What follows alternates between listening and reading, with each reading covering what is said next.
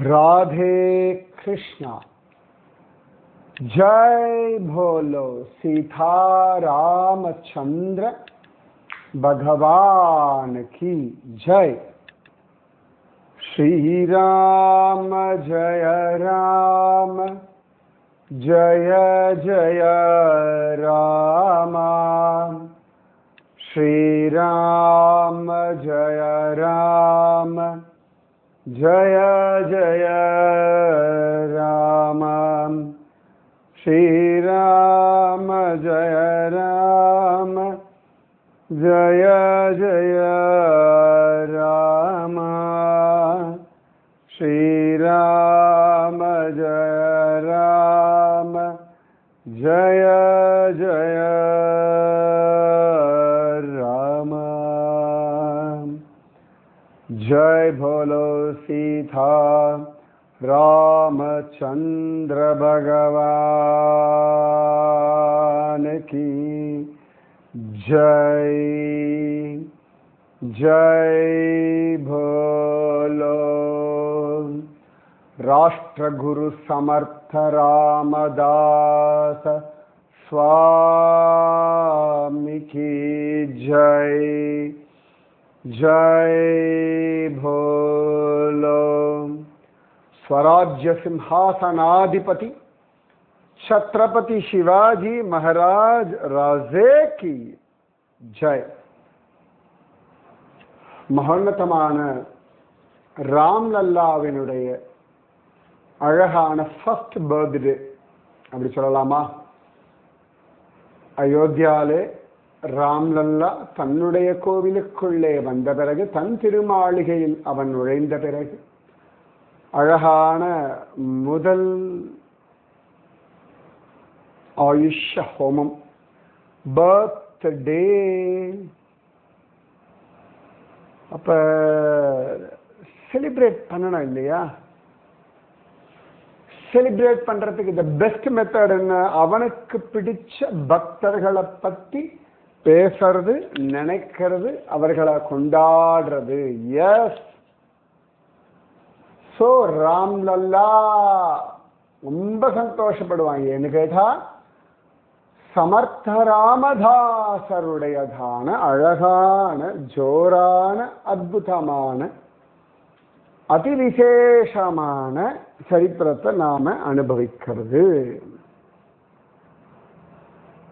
இதை விட best birthday gift Ramlalla நமக்கு என்ன தர முடியும்? ஒண்ணு. ராம்லல்லாக்கு இதை விட ஆனந்தத்தை நாம் என்ன தந்துட முடியும்? சமர்த்த ராமதாசர் என்ன ஒரு அழகான தீர்க்கமான தீர்மானமான தெளிவான சிந்தனை. எப்பேற்பட்ட குருமார்கள் நமக்கெல்லாம் கிடைச்சிருக்கா! எவ்வளவு அழகா மோல்டு பண்றான் நம்மள. ஒரு மண்பானை செய்யக்கூடிய குயவன், கும்பர் அப்படின்னு சொல்றோம். நம்ம சொல்றோம் இல்லையா, ராகா கும்பர், கோரா கும்பர் சொல்றோம் இல்லையா, குறவ நம்பி அப்படின்றோம் இல்லையா. குயவர் அவர்தான் குறவர், குறவ நம்பி. மண்பூவை இட்டேனோ குறவ நம்பியை போலே அப்படின்னு பெண் பிள்ளை ரொம்ப அழகாக சொல்லலாம். அப்ப அந்த ஒரு குயவன் பானையை அந்த மண் அழகா சரி பண்ணி ஒரு சக்கரத்துல வச்சு சுத்தி கொஞ்சம் கொஞ்சமா அதை மோல்டு பண்றா போலே குருநாதன் நம்மை மோல்டு செய்கிறார். குரு ஒரு சிற்பி போல கொஞ்சம் கொஞ்சமா அழகா பார்த்து பார்த்து நம்மை செதுக்குகிறார்.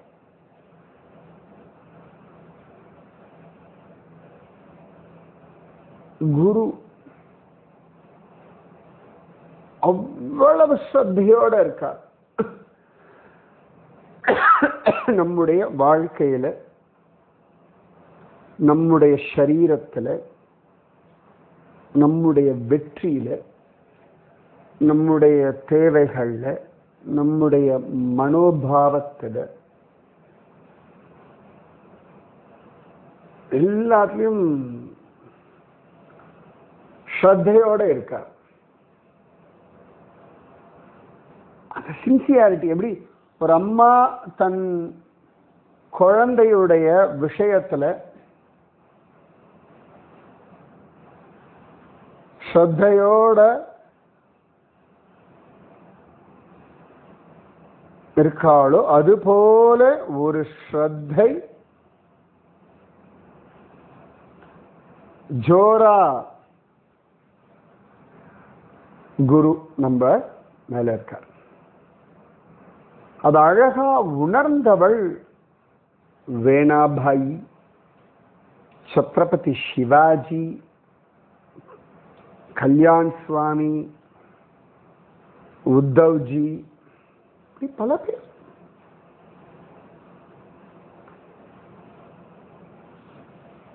சிவாஜி மகாராஜா அவ்வளவு உணர்ந்ததுனாலதான் சமர்த்த ராமதாசர் அத்தனை அழகா நேதாஜி ஹோல்கர் அவருடைய அப்படி ஒருத்தர் இருந்தார். அவர் மதம் மாறி போனவர் மீண்டும் நம்ம மதத்துக்கு வரணும்னு இருக்காருன்னா அவரை எப்படியும் நாம நம்முடைய மதத்துல சேர்த்து கொள்ளணும் அப்படின்றார். சிவாஜி மகாராஜா ரொம்ப அழகா உற்சவம் எல்லாம் அட்டன் பண்ணார். சமர்த்த ராமதாசர் சொன்னதை கேட்டுட்டார். நிச்சயமா சுவாமி நீ என்ன சொல்றீங்களோ அப்படியே பண்ணுவோம் அப்படின்னு சொல்லிட்டு அழகா கிளம்புறான். ரொம்ப மரியாதையோட எல்லாருக்கும் தன் நன்றியை சொல்லிட்டு ராமராயாவையும் நன்னா சேவிச்சுட்டு அழகா கிளம்பியாச்சு. சமர்த்த ராமதாசருடைய இந்த விஷயம் ரொம்ப பிரமிப்பா இருக்கு வேணா சுவாமிக்கு. ஒரு நாள் அவள் சிவாஜி மகாராஜா கிளம்பிலாம் போன பிறகு ராமதாசரிடத்துல கேட்கிறார், சுவாமி நீங்க சிவாஜி ராஜேவோட பேசும்போது ஒரு விஷயம் சொன்னேன், எனக்கு அதுல ஒரு சந்தேகம், அதை நான் தெரிஞ்சுக்கலாமா? கேட்கறதுக்கு தகுதி இருக்கா அருகதை இருக்கான்னு தெரியாது, இருந்தாலும் சமர்த்த ராமதாசனா தயங்காம கேளுமா. உன் மனசுல எந்த ஒரு விஷயமும் எதை பத்தியமா இருந்தாலும் யாரிடமா இருந்தாலும் தயங்காமல் கேட்கிற முறைப்படி கேள் அப்படின்றார். இது ரொம்ப அழகான ஒரு முக்கியமான பாடம் நாம வாழ்க்கையில கத்துக்க வேண்டியது. என்ன அப்படின்னா, உங்களுக்கு ஏதாவது ஒரு விஷயத்துல ஒரு கேள்வி இருக்கு, ஒரு அதுல இன்னும் ஒரு தெளிவு வேண்டி இருக்குன்னா அந்த ஒரு தயக்கம் இருக்கு. இவாகிட்ட போய் எப்படி கேட்கறது, அவாகிட்ட போய் இதை பத்தி எப்படி டிஸ்கஸ் பண்றது, முதல்ல அந்த தயக்கத்தை விடுங்கள். அவசியமே இல்லை. அது குருவாக இருந்தாலுமே குரு கிட்டையும் கேட்கிற முறைப்படி பகவான் கீதையில சொன்ன ரொம்ப பிடிச்ச ஸ்லோகம் அது. தத்வித்தி பிரணிபாதேன பரிப்ரஸ்னேன சேவையா உபதேக்ஷந்தி ஞானம் ஞானின தத்துவதர்ஷினக. முக்கியமா கேட்கிற முறைப்படி கேட்டால் இது ரொம்ப முக்கியம். அதாவது ஒருத்தர்கிட்ட ஒரு சந்தேகம் கேட்கணும்னு வச்சுக்கோங்களேன், அதாவது நம்ம புத்திசாலி அப்படின்னு கேட்கப்படாது, அவர்களுக்கு அதெல்லாம் தெரியாதுன்னு கேட்கப்படாது. அழகா மரியாதையா டிப்ளமேட்டிக்கா சந்தேகத்தை நீங்க கேட்கலாம், கேட்கணும், தவறு இல்லை, கேட்கணும். நீங்க அந்த தயக்கத்தோடையே ஒருத்தரோட பழகிட்டு இருந்தேன்னு வச்சுக்கோங்களேன், ஒரு லெவலுக்கு அப்புறமா அது ஒரு ஒரு ஒரு அழகு வராது. கணவன் கிட்ட தான் கேட்கணுமா, அது சொல்லணுமா, அழகா நிதானமா யோசிச்சு அவளுடைய ஈகோவை அவர்களுடைய சுயமரியாதையை டிஸ்டர்ப் பண்ணாதபடி பேசணும். இல்லாட்டி குழந்தைகள் கிட்ட பேசணுமோ, அப்பா அம்மாட்ட பேசணுமோ, இல்லாட்டி மனைவி கிட்ட பேசணுமோ, இல்லாட்டி நண்பர்கள் கிட்ட பேசணுமோ, இல்லாட்டி ஒரு சக தொழிலாளியோ, இல்லாட்டி உங்களோட கூட வேலை செய்கிறவர்களோ, இல்லாட்டி முதலாளியோ, இல்லாட்டி ஒரு வழிப்போக்கரோ, யார்கிட்ட வேணாலும் ஒரு கடையிலே போய் சாமான் வாங்குறீங்க, உங்களுக்கு அந்த பொருளுடைய விஷயத்தை அந்த பொருளை பற்றி எதாவது தயக்கமா தைரியமாக கேளுங்க. இல்லாட்டி ஏதான ஒரு ஹோட்டலில் போய் தங்குறேள், அங்கே வந்து ஏதோ வசதி குறைவாக இருக்கு, ஒழுங்கா இல்லைன்னா தயங்காமல் ஃபோன் பண்ணி எனக்கு இந்த மாதிரிலாம் சரியா இல்லை, சரி பண்ணி கொடுங்க அப்படின்னு கேட்கக்கூடிய உரிமை, அதுக்கு பேர் தான் சுதந்திரம் உங்களுக்கு உண்டு. இது நல்லா ஞாபகம் வச்சுக்கணும். இப்போ அர்ஜுனன் தயங்காமல் நிறைய கேள்விகள் கேட்குறான், ரொம்ப அழகாக இருக்கும். பகவத்கீதையினுடைய ரொம்ப அழகான ஒரு ரகசியம் என்னன்னா, கிருஷ்ணன் கிட்ட அர்ஜுனன் தயங்காம நிறைய கேள்வி கேட்கிறான். சுவாமின்னு பயப்படலை, எனக்கு புரியலைன்றான். நீ எப்படி சூரியனுக்கு சொன்னா எனக்கு தெரியலைன்றான். ஸோ யாரிடத்துலையுமே அந்த தயக்கம் வேண்டாம். மரியாதை இருக்கட்டும், அப்பா அம்மா கிட்ட மரியாதை இருக்கட்டும், குருவோ ஆச்சாரியன் இடத்துலையோ மரியாதை இருக்கட்டும், உங்களுக்கு நல்ல வழிகாட்டுற இடத்துல மரியாதையா இருக்கட்டும், மரியாதை இருக்கட்டும். அதுக்காக உங்களுடைய சந்தேகங்களை நீங்க தான் கேட்டு தெளிவு பெறணும்.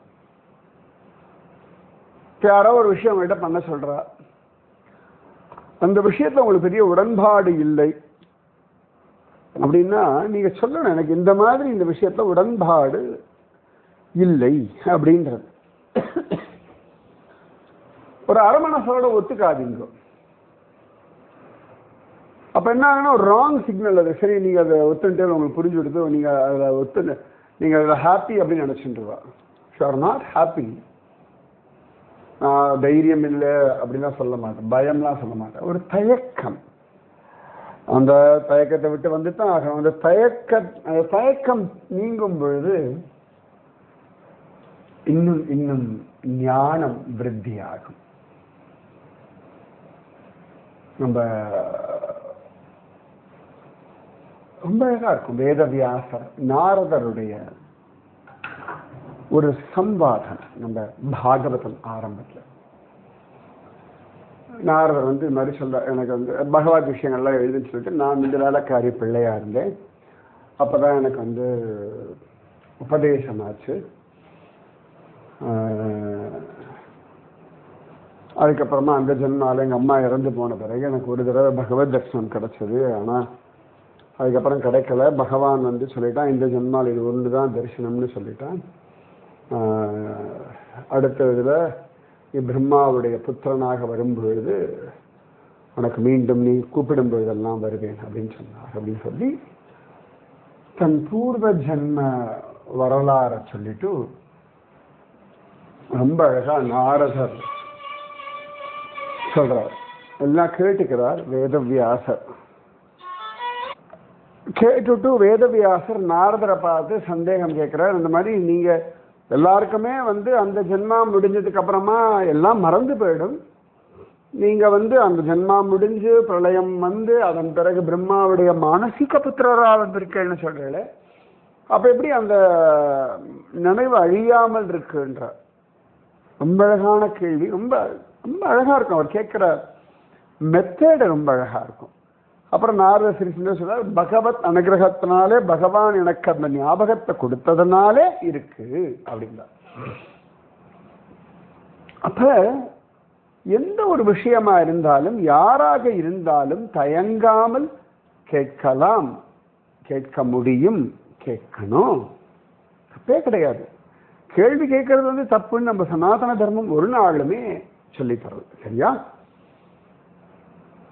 அப்ப அழகா இந்த வேணாபாய் தயங்கி கேட்கிற இந்த மாதிரி சுவாமி இப்படி மதம் மாறி போனவர்கள் மீண்டும் தாய் மதத்துக்கு திரும்பத்துக்கு சாஸ்திரத்துல ஏதான விஷயங்கள் இருக்கா, அந்த மாதிரி ஏதாவது நடந்திருக்கா அப்படின்னு கேட்கிறார். அப்ப சமர்த்த ராமதாசர் சொல்றார், குழந்தை நம்முடையது சனாதன தர்மம். இந்த தர்மம் வாழ்வதற்கான அழகான வழியை சொல்லிக் கொடுக்கிறது. எப்பொழுதுமே எல்லாருமே பார்த்தோம் அப்படின்னா ஒவ்வொரு காலகட்டத்தில் தர்மத்திலிருந்து கொஞ்சம் விலகுவோம். ஆனா பகவானுடைய கிருபை நிறைய விஷயங்களால நம்மளால தர்மத்திலிருந்து விலகாமல் நாம காப்பாற்றப்படுகின்றோம். அதே சந்தர்ப்பத்தில் சில பேர் ஆசையினாலேயோ அகங்காரத்தினாலேயோ இல்லாட்டி ஒரு நிர்பந்தத்தினாலேயோ தர்மத்தை விட்டு விலகுகிறார்கள். அப்படி தர்மத்தை விட்டு விலகின பிறகு கூட அவர்கள் அதை உணரும் பொழுது அவர்களுக்கு அந்த திரும்பவும் தர்மத்தை அவர்கள் அனுஷ்டிக்கிறதுக்கு வழிமுறைகள் உண்டு. இப்போ ஸ்ரீமத் ராமாயணத்திலேயே எடுத்துட்டோம்னா குழந்தை ராவணன் அதர்ம யுத்தம் பண்றான். ஒரு நாள் அவனுக்கு கையில ஆயுதமே இல்லை. அப்ப கூட பகவான் ராமன் அவனை வதம் பண்ணாம இன்று போய் நாளை வா அப்படின்னு சொல்லி அவனுக்கு அந்த ஒரு நாள் சான்ஸ் தரார். அந்த ஒரு ராத்திரியிலே அவன் மாறுகின்றானா அப்படின்னு பார்க்கிறார். அப்போ வாய்ப்பு தெய்வம் கொடுக்கிறது. அப்படியே அவன் கேட்கல. அதன் பிறகு பகவான் அவனை வதம் பண்ணிடுறார் யுத்தத்துல. இந்த யுத்தம் முடிஞ்சாச்சு, ராமச்சந்திரமூர்த்தி ஜெயிச்சாச்சு.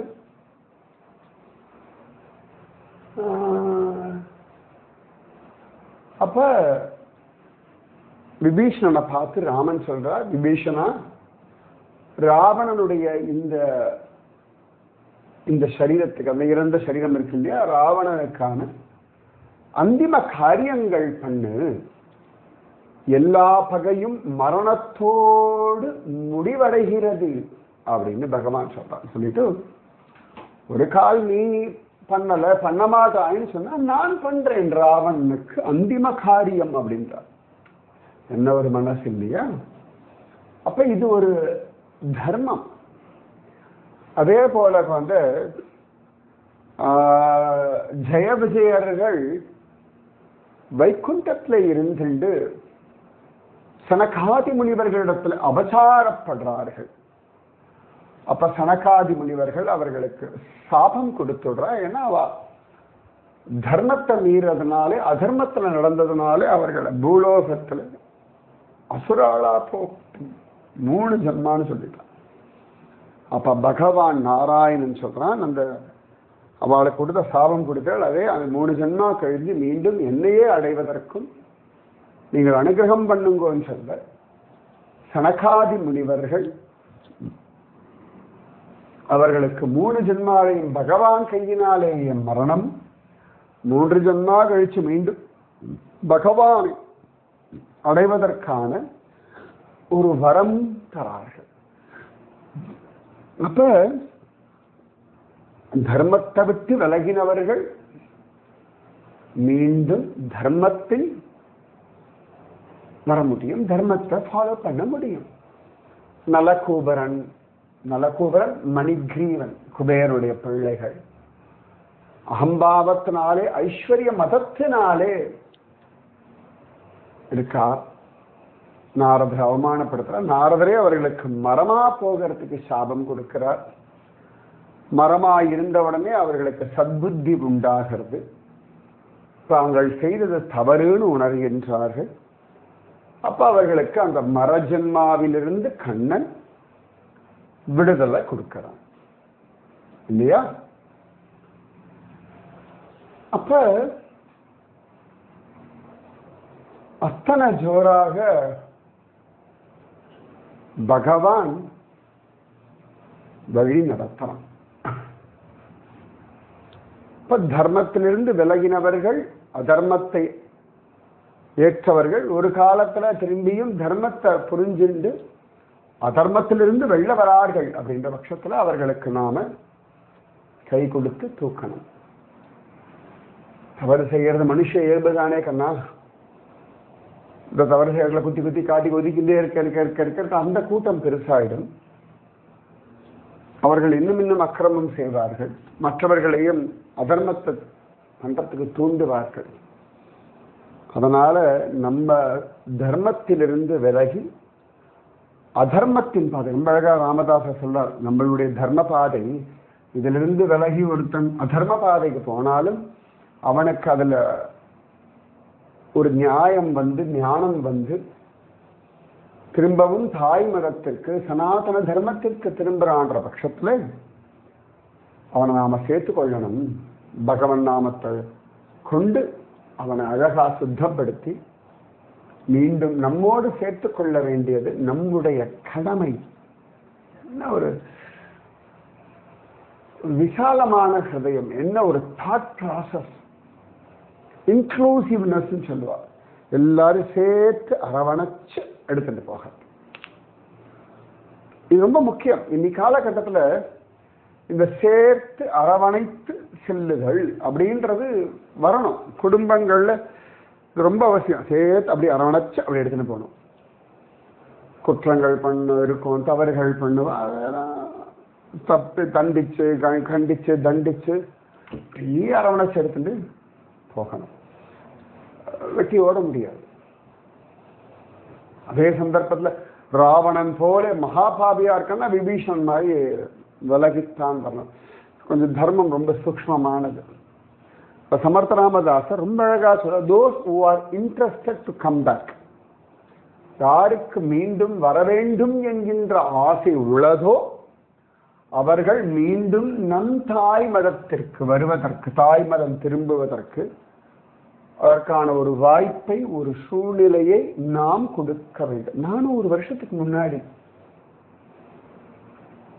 இதை ரொம்ப அழகா பண்ணி காட்டினவர் பகவன் நாம போதேந்திராள். So super, right? Ghar wapsi, தாய் மதம் திரும்புதல் முடியும். அதனால அவங்களுக்கு தெரிஞ்சவ யாராவது எங்கேயாவது தர்மத்தை விட்டு விலகி போனால் அவளை திரும்பியும் தர்மத்தின் பாதையில் கொண்டு வர முடியும். கொண்டு வருவதற்கான முயற்சிகள் நாம் செய்ய வேண்டும். சரியா? நம்ம குழந்தைகளை தவறான வழியில் போயிருப்பா, கம் பேக். அப்படியே உதவி தள்ளிட்டு போக முடியாது. கொஞ்ச காலம் பிடிக்கும். தர்மத்தின் பாதையில் அவர்களை கொண்டு வருவோம். அதற்கான நாம ஜபம் பண்ணுவோம். சரியா? ராதே கிருஷ்ணா. மீதி விஷயம் நாளைக்கு. ஸ்ரீராம ஜய ராம ஜய ஜய ராம. ஸ்ரீராம ஜய ராம ஜய ஜய ராம. ஸ்ரீராம ஜய ராம ஜய ஜய ராம. ஸ்ரீராம ஜய ராம ஜய ஜய ராம. जय बोलो सीता रामचंद्र भगवान की जय. जय बोलो राष्ट्र गुरु समर्थ रामदास स्वामी की जय. जय बोलो स्वराज्य सिंहासनाधिपति छत्रपति शिवाजी महाराज राजे की जय. जय हिंद, भारत माता की जय.